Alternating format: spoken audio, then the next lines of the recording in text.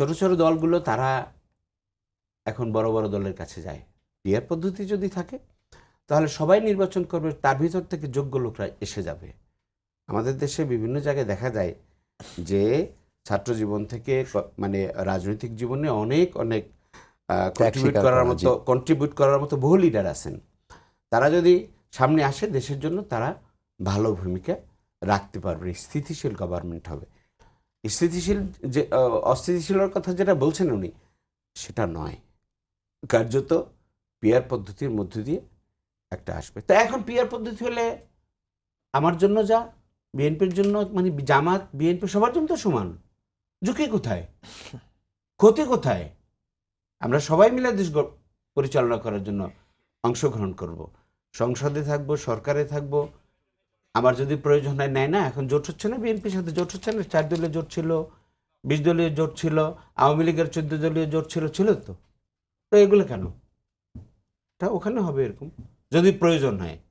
কিন্তু দেখা গেছে যে 91 থেকে আপনার 2008 সাল পর্যন্ত যারা মেজরিটি সিট নিয়ে যারা গভর্নমেন্টে আসছেন তারাই গভর্নমেন্টে আসার মতো সুযোগ আছে, তথ্য বলছে, স্ট্যাটিস্টিক্স বলছে।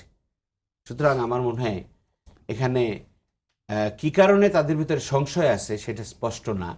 যে শিরোনামটা আপনি আনছেন সেই শিরোনামের ক্ষেত্রে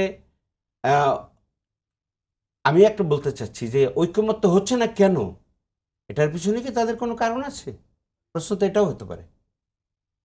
আন্দোলন নয়, আন্দোলন তো একটা যৌক্তিক দাবির পক্ষে। আমরা সরকার ফেলে দেওয়ার জন্য বলি না, আমরা বলছি যে আইনি ভিত্তি দিয়ে আপনার নির্বাচনের দিকে আসেন। আমাদের 5টা দাবি, 5টা দাবির মধ্যে একটি হচ্ছে আইনি ভিত্তি দেন, পিয়ার পদ্ধতি দেন, বিচার করেন।